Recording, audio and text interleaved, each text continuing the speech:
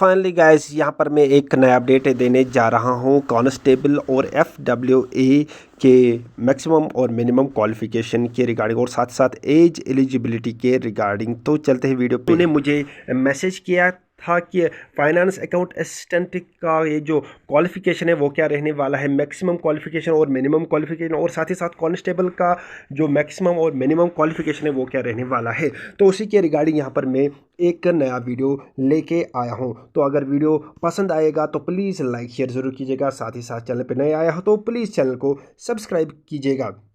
Telegram channel को भी join कीजिएगा, उसका लिंक इस वीडियो के डिस्क्रिप्शन में पड़ा है। और साथ ही साथ फेसबुक पेज को भी फॉलो कीजिएगा, वहाँ पर भी ये वीडियो आपको मिलेगा। तो ये देखिए यहाँ पर मैं आपको सारा प्रोसेस बताने जा रहा हूँ। तो ये देखिए पहले गाइस मैं आपको एज लिमिट दिखाने जा रहा हूँ कि कांस्टेबल का किस तरह से रहता है। तो ये एक नोटिफिकेशन है जो ऑलरेडी जिसका रिक्रूटमेंट हो चुका है। तो ये मैंने पुरानी नोटिफिकेशन उठाई है, तो उसी के मतलब यही प्रोसेस रहता है। तो जैसे कि यहाँ पर आपको पहले मैं बताऊँगा, ओपन मेरिट का मिनिमम एज 18 रहता है। और इसी तरह से ये SC ST 1 यानी कि मिनिमम एज रहता है 18 और मैक्सिमम एज आपको कैटेगरी वाइज डिफरेंट होता है। जैसे कि ओपन मेरिट का 28 मैक्सिमम, और SC का 28, और इसी तरह से ST 1 ST 2 RBA ALC IB, और इसी तरह से बैकवर्ड क्लासेस अदर बैकवर्ड यानी OBC, इसी तरह से EWS, इनका रहता है 28 मैक्सिमम।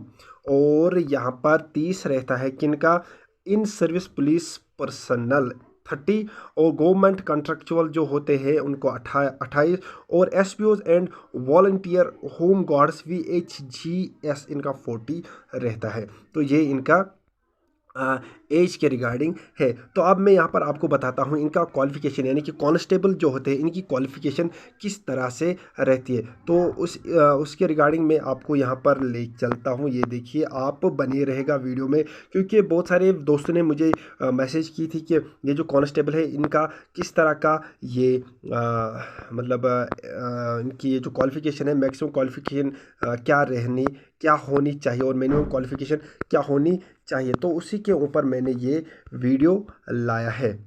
तो यहाँ पर मैं आपको दिखाऊंगा कि किस प्रकार का ये रहता है। तो ये देखिए दोस्तों, आखिरकार मैंने ये आपको दिखाना है कि क्या मैक्सिमम और मिनिमम क्वालिफिकेशन रहता है। ये आपको डिपेंड करता है कि आपने किस कैटेगरी में, कांस्टेबल की किस कैटेगरी में आपने फॉर्म लगाया है। तो अगर हम बात करेंगे होम डिपार्टमेंट जिस तरह से ये है, तो अगर हम इसकी बात करेंगे, और साथ ही साथ डिपार्टमेंट अपॉइंटिंग अथॉरिटी यानी कि डायरेक्टर जनरल ऑफ पुलिस है ये। तो इसी तरह से लेवल इसका ये रहता है। तो ये क्या है, अगर आप यहाँ पर देखोगे कांस्टेबल आर्मड IRP, तो इसका क्या रहता है, तो मैं यहाँ पर बताऊँगा आपको।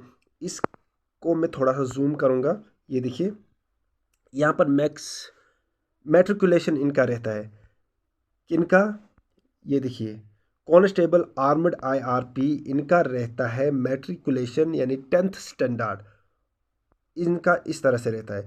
और साथ ही साथ अगर हम कांस्टेबल SDRF की बात करेंगे, ये देखिए तो इनका रहता है मैट्रिकुलेशन स्टैंडर्ड। इसी तरह से कांस्टेबल टेलीकम्युनिकेशन, अगर इसकी हम बात करेंगे टेलीकम्युनिकेशन यानी कि ये वाला, तो इनका रहता है 10+2 विथ साइंस।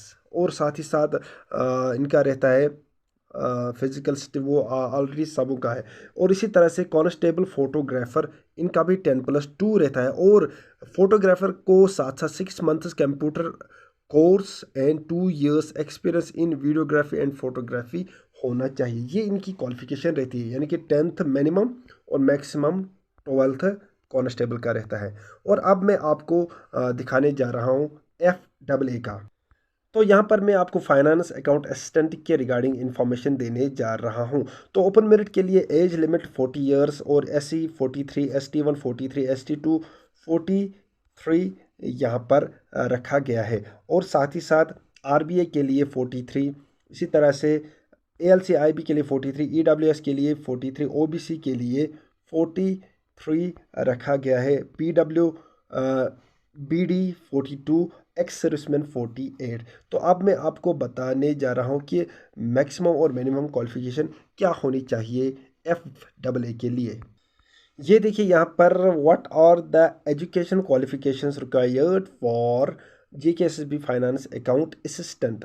तो इसका मैं आपको यहाँ से बताने जा रहा हूँ। ये देखिए यहाँ पर लिखा है according to annexure this finance account assistant account's notification 2025 candidates must have completed graduation in any stream from a recognized university for open merit candidates a minimum of 50% marks is required। तो किसी भी stream में उनका graduation होना चाहिए FAA के लिए, और साथ ही साथ अगर वो ओपन मेरिट से बिलोंग करता है 50% मार्क्स उन्होंने गेन करने हैं, मतलब उनके होने चाहिए ग्रेजुएशन में। और while reserve categories candidates should have at least 45 need at least 45% marks, तो ये इन्होंने रखा है। साथ साथ candidates having a post graduate degree with 50% marks और a PhD are also eligible for selection. तो ये इस तरह रहता है।